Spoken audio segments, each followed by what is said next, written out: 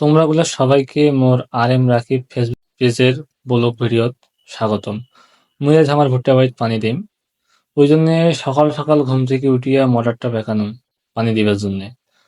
মোটরটা বেঁকার পর কলটা আননুম, আনিয়া আবার বাড়ি গেনুম। বাড়ি যে আবার পানির বালতিত করিয়া পানি নিয়ে বালতি ধরিয়া আবার বেরিয়ে আসনুম। তারপর পানির বালতিটা থুইয়া কল থেকে পলিথিন খান ব্যাকে থুনুম।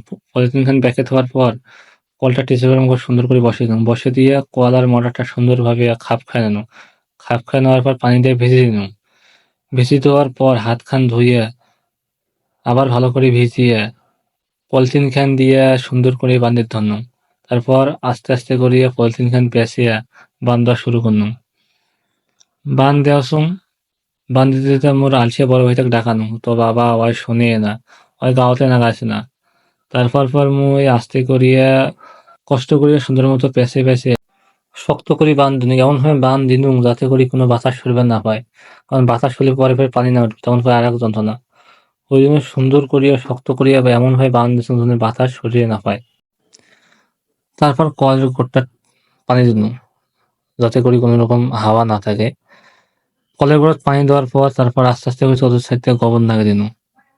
এমন ভাবে গোবর নামু যাতে করে গোবর দিয়ে যেন কোনো বাতাস সরবে না হয়। তারপর চতুর্থ সাইড থেকে গোবর নাগে দেওয়ার পর সুন্দর করিয়ে সাবান করে দিনু, যে সুন্দর দেখায় আর কি।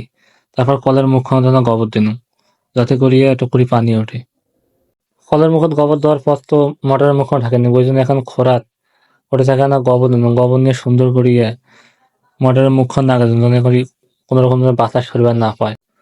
মোটর তারটা কায়বা ফের একটা মোটরের গালাটা দেখে পেঁচা ছিল, ওইটা ফের আস্তে আস্তে করে খোলানো। তা খোলার সময় তা বাবা ফের খোলে না। তারপর মোটর তারটা যে প্লাকত যা নাগে দিয়ে আনো, নাগে দিয়ে আইসার পর বালতিটা সামনে থুইয়া মগ দিয়ে ফের কলটাত পানি দিলাম। ওই পানি দিয়ে কল ঝোঁকা শুরু করলাম।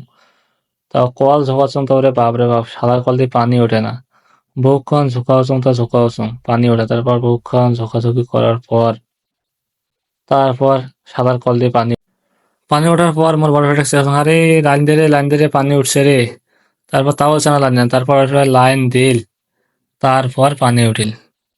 যাই হোক পানি বেড়াইছে। তারপর ফের মুই ফের ভালো করে আবার ওইখানে হাত দিয়ে নাড়ি দিয়ে পানি টানি দিয়ে দেখুন যে লিক সরছে নাকি। তখন লিক সরছে না। তারপর ফের মুই সুন্দর করিয়া কোদাল খান ধরিয়া ভুট্টায় পানি দিয়ে